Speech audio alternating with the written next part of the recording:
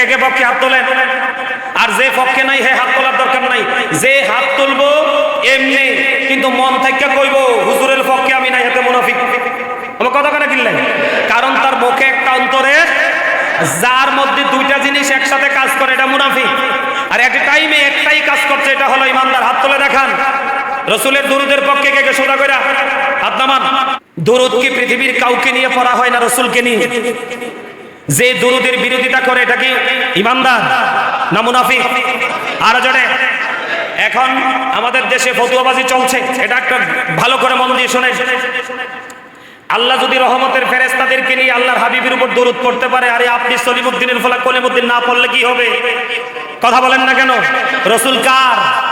আরে হাবিব কার? আপনার মতো টুকুমিয়া রসুলের দরুদ না পড়লে রসুলের কিচ্ছু আসবে না, যাবে না, আল্লাহর কিচ্ছু যাবে না, আসবে না, যাবে না। পাস্ট টেন্স, প্রেজেন্ট টেন্স, অনন্তকাল এটা জারি থাকবে। ইন্নাল্লাহা ওয়া মালাইকাতাহু ইউসাল্লুনা আলান নবী ইয়া আইয়ুহাল্লাযীনা আমানু সাল্লু আলাইহি ওয়া সাল্লিমু তাসলিমা। আল্লাহ কয় সাল্লিমু তাসলিমা, সালাম দাও আদবের সাথে। আর আপনি মুফতিগিরি ফতোয়া দিতে আসেন সৌদি আরব থেকে, সাবধান থাকবেন। কথা বুঝতে পারছেন? আমাদের দেশের নতুন মুফতি কি সৌদি প্রবাসী, মনে রাখবেন। কথা কয় না কেন? কোন দেশি? আরো জোরে। নতুন মুফতি কোন থেকে আমরা দিয়েছি বাংলাদেশে? আরো জোরে, আরো জোরে। এই গর্জব কি বুঝে না? এই সৌদি আরব যে আমেরিকার দালালি কর বেটা, ওইটা নিয়ে কথা বল। কথা বলেন না কেন? এই ইহুদিদের দালালি করবে মুসলমান, এটা কি কোরআন হাদিসে আছে? আর জোরে আছে। আল্লাহ কোরআনে কি বলেছে? ইন্নাল কাফিরিনা কানু লাকুম আদুওয়াম মুবিনা। বেঈমান কাফেররা হলো মুসলমানের প্রকাশ্য শত্রু। সৌদি আরবের দালালির কারণে আজকে ইরানের মতো দেশ, আফগানিস্তানের মতো দেশ, গাজার মতো দেশ নিশ্চিহ্ন হয়ে যাচ্ছে। ঠিক কিনা বলেন? হাজার হাজার লক্ষ লক্ষ কোটি মানুষ মেরে ফেলছে বেঈমান কাফেরেরা সৌদি আরবের দালালির কারণে। ঠিক কিনা বলেন? মিয়া আল্লাহ রসুলের দুরূদ নিয়ে বিরোধিতা করো মিয়া। পড়া নাই, লেখা নাই, গন্ড মূর্খ কোয়ানকার। কথা বলেন না কেন? দুরূদের দলিল পাইছেননি? এই কথা বলেন। উবাই ইবনে কাব যে পুরো সময় দুরূদ পড়বে বলছে, এর কি এই সময়ের মধ্যে কি ইবাদত নাই? কথা কয় না কেন? সাহাবায়ে কেরাম নামাজ পড়ছে না? আরো জোরে বলেন না। তো ওনার যে কথা, ওনার মধ্যে কি অন্য কোনো ইবাদত ছিল না? আছিল নি? মিয়া আল্লাহ রসুলকে নিয়ে একজন মোহাব্বত করে দুরূদ পড়ে, তুমি ফতোয়া দাও সৌদি আরবে নাই। আরে মিয়া সৌদি আরবে নোংরা বিশ্বাস আছে নাকি? সৌদি আরবের গান বাদ্যযন্ত্র কি জায়েজ? সৌদির মতো জায়গায় উলঙ্গ নারীদেরকে নিয়ে কনসার্ট হয়, তুমি ওইটা নিয়ে মাথা ব্যথা নাই? নাউজুবিল্লাহ বলেন। আবার আইসা ফতোয়া দে কবর জিয়ারত বলে সম্মিলিতভাবে করা জায়েজ নাই। এই ব্যাকল মদিনা শরীফে যাও, মদিনা শরীফ জিয়ারত করে ফজর নামাজ পড়ার পরে দেখবা জান্নাতুল বাকিতে দলে দলে মানুষ জিয়ারত করতে যায়। কেন বলে? কথা কয় না। যারা গেছে তারাই না জানে, আমরা ঠিক করবেন কেমনি? জান নাই তো দেন নাই। যারা গেছেন তারা না দেখছেন। আমি গেছি, ফজর নামাজ পড়ছি, মদিনা থেকে বের হইয়াই জান্নাতুল বাকিতে জিয়ারত। কিও ঠিক না? তো এই ব্যাকলগুলোকে নিয়ে, এই ব্যাকলগুলো থেকে দূরে থাকতে হবে। আপনার সন্তানকে দূরে রাখতে হবে। আপনারা এইগুলো নিয়ে কথা বলবেন। আমেরিকা দিবে না, বাংলাদেশ শেষ করে দিতেছে। কথা কয় না কেন? পশ্চিমারা বাংলাদেশ শেষ করে দিতেছে। এই যে সুদের মহাজন বাংলাদেশে 18 মাস সময় কাটায় গেছে, বাংলাদেশে শুয়োরের গোশত আমদানির বৈধতা দিয়ে গেছে। ওইটা নিয়ে কথা বলবে না। কথা বলেন না কেন? আর জোরে। শুয়োরের গোশত হারাম না হালাল? বৈধ সার্টিফিকেট দিয়ে গেছে সুদের মহাজন। ওইটা নিয়ে কথা বলো, ওইটা নিয়ে আন্দোলন করে তোলো, সরকারে বাধ্য করো। আমরা যদি সচেতন না হই তাহলে সরকার এই রায় বাতিল করতে পারবে না। কারণ আমরা যদি সবাই মিলে, আমরা যদি ঐক্যবদ্ধ হয়ে যদি আমরা প্রতিবাদ করি, তখন সরকার কি করতে পারবে? তাদেরকে মেসেজ দিতে পারবে যে তোমার দেশের আইন আমার দেশের মানুষ খায় না। কথা বলেন না কেন? আমরা কোন দেশের দালালি, আমরা কারো দেশের দাসত্ব করতে চাই? আমরা গরিব থাকলে আমরা গরিবী হালে চলবো, কারো কাছ থেকে বড় লোকে হাওলাত নিতে চাই? কথা বলে না কেন? কূটনীতিক সম্পর্ক ছাড়া আমরা আমাদের সার্বভৌমত্বকে আমরা বিলীন হতে দিব? যারা ফতুয়া দাও মিয়া, কোরআন হাদিসের আগাগোড়া বুঝো না, ফতুয়া দিতে আসো, দেশ ধ্বংস হয়ে যাচ্ছে সেটার খবর নাই। ঠিক কেন বলেন? এই মিয়া আমাদের দেশ বিক্রি করে গেছে সুদের মহাজন। আমাদের দেশে গম কিনলে, যেই কোনো কিছু কিনলে তাদের পারমিশন লাগবে। কেন? আমরা কি দেশে যাবো? আমরা স্বাধীন দেশের মানুষ। আমরা কেন পরাধীনতা নিয়ে বেঁচে থাকবো? এইগুলা নিয়ে কথা বলো, এইগুলা নিয়ে কথা বললে কাজে আসবে। আর কোন ফতোয়া দিতে চাইলে আলেমদের থেকে আগে জানো, আজকে থেকে রসুলের দরুদের বিরোধিতা কে করবেন? করবেন কেউ? দরুদ আপনি পারলে পড়বেন, না পারলে পড়বেন না, কিন্তু যিনি পড়ে তাকে বারণ করার অধিকার আপনার। এ হাদিস যথেষ্ট কিনা? আরো লাগবে, আরো লাগবে, আরো লাগবে। সাহাবীরা পুরো সময় নবীর প্রেমে দরুদ পড়তে পারে, তুমি পড়তে পারবা না। তোমার মুখে সমস্যা, মাথায় সমস্যা, হার্টে প্রবলেম, এটা তোমার সমস্যা, কিন্তু তোমার দায় তুমি অন্য কাউকে দিতে পারো। সম্মানিত উপস্থিতি, মা বাবা নিয়ে আলোচনা করে শেষ করা যায় না? যায়।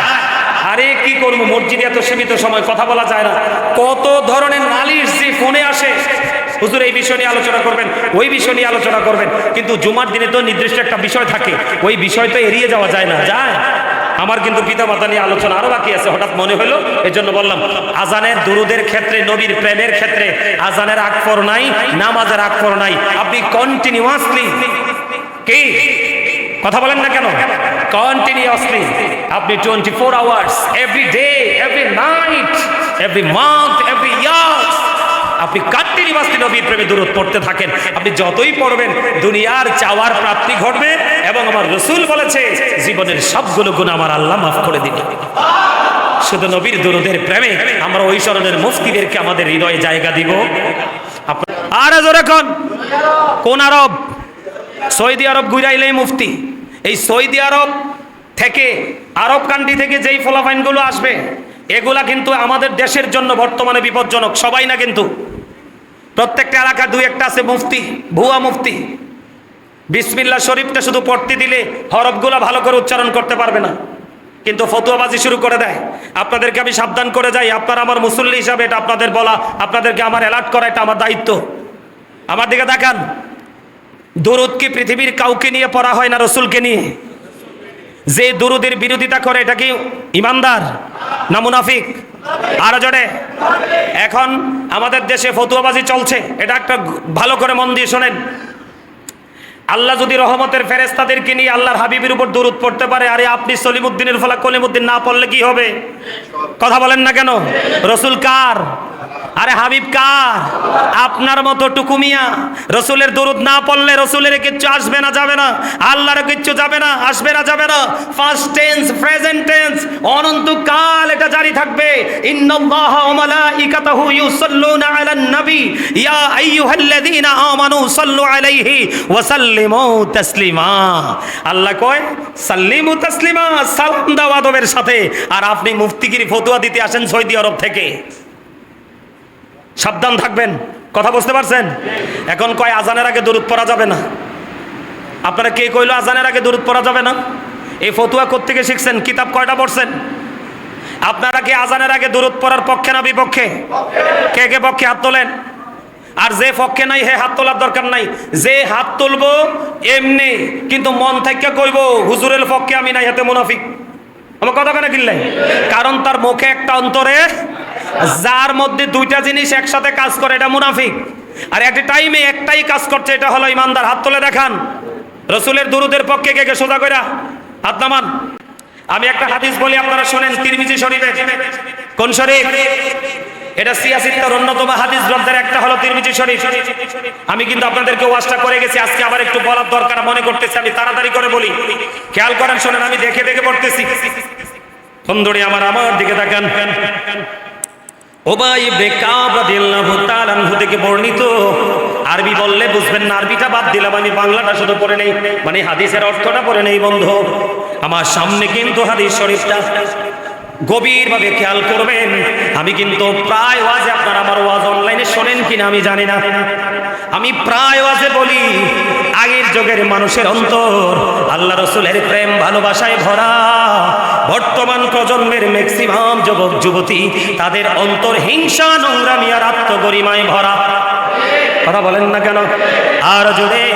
আগেকার মানুষ ছিল ম্যাক্সিমামই সভ্য, আর এখনকার যুগের ম্যাক্সিমাম মানুষ হলো অসভ্য।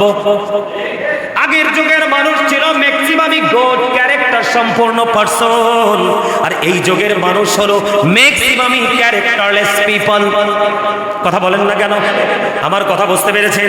এই জন্য বললাম, যেটা নবীর বিরোধিতা করবে, নবীর ভালোবাসার বিরোধিতা করবে, এটার ঈমান নাই, এটার ঈমান নাই। এটা যদি বন্ধ মক্কা মদিনায় পর্যন্ত ইমামতি করে, তারপর এটা জান্নাত নসিবে জুটবে না। আমার দিকে তাকান বন্ধু, তিরমিজি শরীফের মধ্যে এসেছে হাদিসটা, গভীরভাবে খেয়াল করেন। চিরদিনের জন্য আপনি যেন আমি চলে গেলেও আপনার বাচ্চাকে বোঝাতে পারেন যে আমাদের মসজিদে একজন খতিব ছিলেন, উনি হাদিসটা বলে গেছেন। বন্ধু, আপনাদেরকে আমি আগে ওয়াদা করিয়ে নেই, আপনাদের মনে হয় কি আমার রাসূল সত্যবাদী না মিথ্যাবাদী? যেই বেয়াদব গুলো বলবে রাসূলের কথা মানি না, ওই বেয়াদবদেরকে বলবো আমি, তোমরা কেন কোরআন তেলাওয়াতের পরে বলো সাদাকাল্লাহুল মাওলানাল আযীম ওয়া সাদাকা রাসূলুহুন নবিয়ুল হাবিবুল কারীম?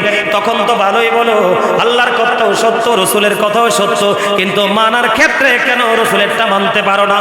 আমি তোমাকে বেয়াদব ছাড়ার কিছুই বলতে পারবো না, ঠিক কিনা বলা? আর জোরে দরুদ কিন্তু আমাকে নিয়ে নয়, পৃথিবীর কাউকে নিয়ে নয়। ও বন্ধু, 1,24,000 নবী রাসূলের মধ্যে শ্রেষ্ঠ হলো আপনার আমার প্রাণের নবীজি। ওই নবীর উপর দরুদ আমার আল্লাহ তার রহমতের ফেরেশতা নিয়ে পড়ে অনবরত। আর তুমি ফতোয়া দাও, এই যে রাসূল বলে গেছে। দেখেন, উবাই ইবনে কাব রাদিয়াল্লাহু তাআলা থেকে বর্ণিত, তিনি বললেন, আমি রাসূলকে জিজ্ঞেস করলাম, হে আল্লাহর রাসূল, আমি আপনার প্রতি বেশি পরিমাণে দরুদ পাঠ করতে পছন্দ করি, আগ্রহী। অতঃপর তিনি বললেন, আমি কি পরিমাণ সময় আমি আপনার উপর দরুদ পড়ব? জোরে জোরে কন্যা সুবহানাল্লাহ। রাসূল বন্ধু, রাসূল জানিয়ে দিলেন, রাসূলকে বললেন, আমি কতটুকু সময় আমি আপনার উপর দরুদ পড়ব, আমি আপনার উপর কতটুকু সময় ধরে আপনার উপর আমি দরুদ শরীফ পাঠ করব? জবাবে তিনি ইরশাদ করলেন, তোমার যা ইচ্ছা। তার মানে রাসূল তার ওই উবাই ইবনে কাব যখন প্রশ্ন করলেন, আমার রাসূল তাকে মুক্ত করে দিলেন, তোমার যত খুশি, তোমার যত খুশি। এবার দেখেন পরের বার আমার রাসূল বন্ধু আরো বলে দিলেন। তারপরে তিনি বললেন, হে আল্লাহর রাসূল, তাহলে আমার যে সময়টুকু আছে 24 আওয়ার্স, তার মানে 24 ঘন্টা একদিন। কয় ঘন্টা? 24 ঘন্টা একদিন। ইয়া রাসূলুল্লাহ, ওই উবাই ইবনে কাব যখন প্রশ্ন করলেন, নবী গো, তাহলে কি আমি 1/4 সময় আমি আপনার উপরে দরুদ পড়ব? এবার রাসূল বললেন, তোমার যা ইচ্ছা। সুবহানাল্লাহ বলবেন না? আরো জোরে। আর মানে তোমার যত ইচ্ছা তুমি পড়ো। ও বন্ধু, তারপরে রাসূলকে প্রশ্ন করা হলো, ইয়া রাসূলুল্লাহ, ইয়া হাবিবাল্লাহ, নবী গো, তাহলে আমি কি অর্ধেক সময় ধরে আপনার প্রতি দরুদ পড়ব, আপনার কদমে আমি সালাত ও সালাম পৌঁছে দিব? এবারও আমার নবীজি আবার বললেন, তোমার যা ইচ্ছা। আরো জোরে বলেন না? তোমার যা ইচ্ছা, তোমার মনে যা চায় তুমি পড়ো, তোমার জন্য কোনো লিমিটেশন নাই, কোনো কন্ডিশন নাই। বন্ধুরি আমার, এবার আমার রাসূল যখন বললেন, উত্তরে তিনি বললেন, তাহলে তোমার ইচ্ছা। তবে এরপরে তিনি আবার প্রশ্ন করলেন, ইয়া রাসূলুল্লাহ, তাহলে আমি 2/3 সময়, এবার বুঝতে পারছেন নি, মানে 3 ভাগের 2 ভাগ সময় ধরে কি আমি আপনার প্রতি দরুদ সালাম পাঠ করব? আমার নবীজি আবার বললেন, তোমার ইচ্ছা। সুবহানাল্লাহ বলেন না? আরো জোরে বলে, তোমার যা ইচ্ছা। নবীজি আবার প্রশ্ন করলেন। এরপরে রাসূল বললেন, আর যদি তুমি এর চেয়ে অধিক বেশি পাঠ করো, তাহলে তুমি অধিক কল্যাণের অধিকারী হবে। তখন আমি বললাম, তাহলে পুরো সময় জুড়ে আমি আপনার কদমে সালাতু সালাম পৌঁছে দিব। তার মানে আমার জীবনে যতটুকু সময়, অথবা আমার দিনে যেটুকু সময়, আমি পুরো সময় জুড়ে আমি আপনার কদমে সালাতু সালাম পৌঁছে দেব। আওয়াজ তুলে একবার বলেন না সুবহানাল্লাহ। দেখছেন নি, উনি কিন্তু সাহাবী। ও বন্ধু, সাহাবীদের মর্যাদা বুঝেননি? সাহাবীদের ঘোড়ার খোরার নিচের 3 আঙ্গুলের 1 চিমটি মাটি যদি একটা পাল্লায় রাখা হয়, ওই বরফের আব্দুল কাদের জিলানী থেকে ধরে পৃথিবীর শেষ পর্যন্ত যত আল্লাহর ওলি পয়দা হবে, সবাইকে যদি একটা পাল্লায় তুলে দেওয়া হয়, সাহাবীদের ঘোড়ার খোরার নিচের 3 আঙ্গুলের 1 চিমটি মাটির ওজন ভারী হবে। এই হলো সাহাবীদের মর্যাদা। ওই সাহাবী যদি পানির নবীজির মহব্বতে যদি পুরো সময় জুড়ে যদি তিনি দরুদ পড়তে পারে, তোমার মতো টুকু মিয়া যদি নবীর প্রতি দরুদ না পড়ো, আমারও কিচ্ছু আসে যায় না। তোমাকে নিয়ে আমার বিন্দু পরিমাণ কোনো ইন্টারেস্ট নাই, আমার আল্লাহর তো নাই। আমার রাসূল যাকে উম্মত বলে স্বীকার করবে না, সে আল্লাহর কাছে শ্রেষ্ঠ বান্দা হিসেবে কখনো গ্রহণযোগ্য হবে না, ঠিক কিনা বলেন? এবার যখন তিনি বললেন আমি পুরো সময় জুড়ে রাসূল গো আপনার কদমে আমি সালাম দেব, দরুদ সালাম পড়ব, উত্তরে রাসূল ইরশাদ করলেন তাহলে তোমার আকাঙ্ক্ষাগুলো পূর্ণ হয়ে যাবে, আমার মালিক খুশি হয়ে তোমার সমস্ত জীবনের গুনাহগুলি মাফ করে দেবে। এবার আমি আপনাদেরকে বলি, উবাই ইবনে কাব রাদিয়াল্লাহু তাআলা আনহু, উবাই ইবনে কাব রাদিয়াল্লাহু তাআলা আনহু, ইমাম সাহেব মাইকটা বন্ধ করে দেন, বাইরের মাইকগুলো বন্ধ করে দেন।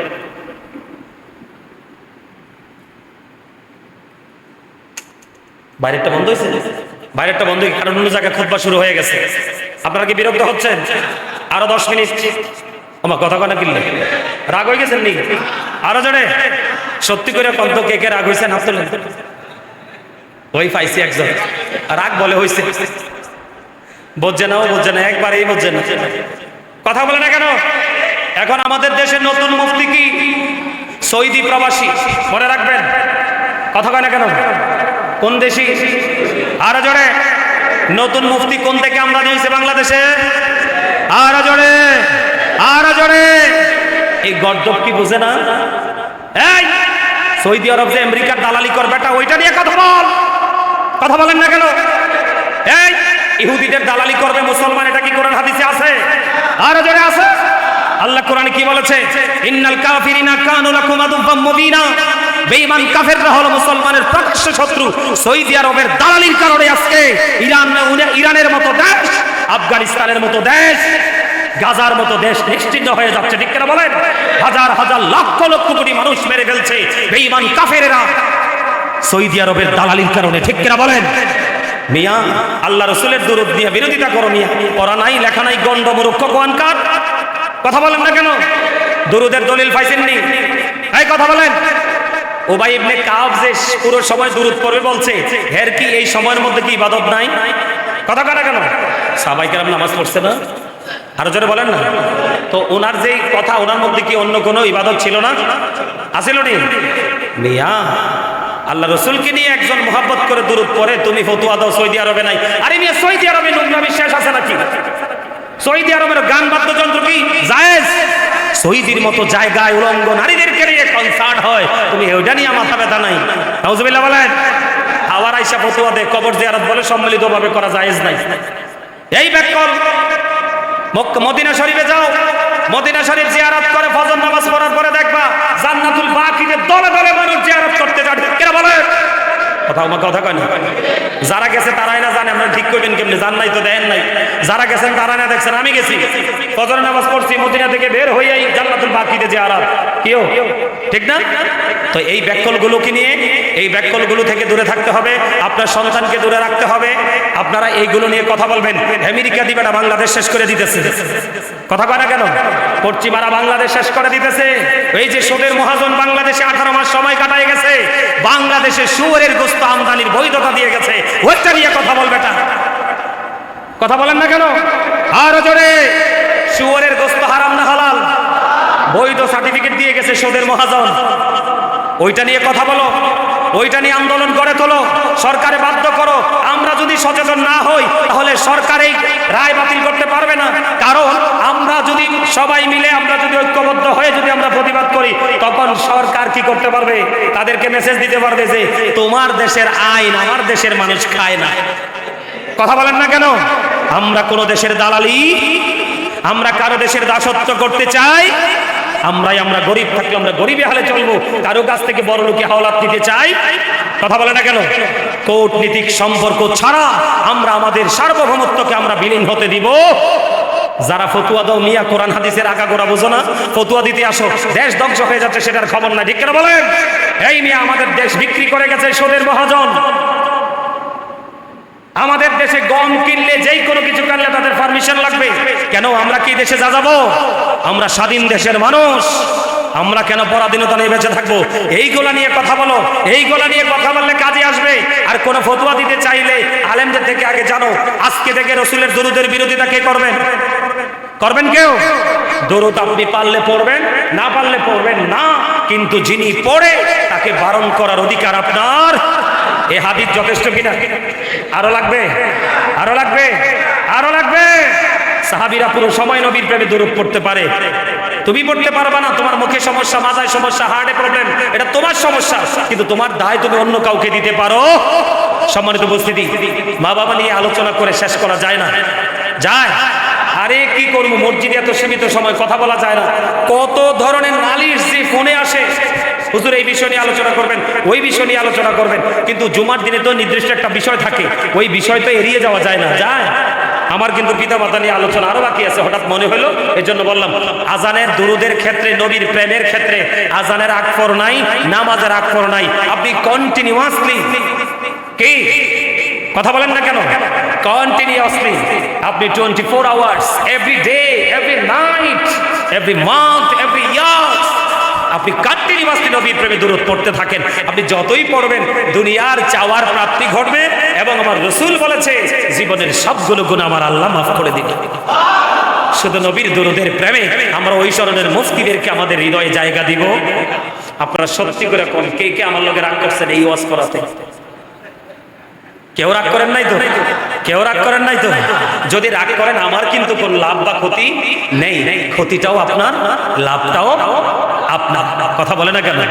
আমি তো প্রতিদিন 10 মিনিট আগে ছেড়ে দিতে পারি, ছাড়লে আমার লাভ, কিন্তু আমি ছাড়ি না। কেন জানেন? আপনারা অনেকের মধ্যে প্রশ্ন জাগতে পারে, আমাদের হুজুর একটু দেরি করে। এটা আমার আগে থেকে অভ্যাস, কারণ আমাদের মসজিদটা এই মেইন রোড থেকে একেবারে কাছে।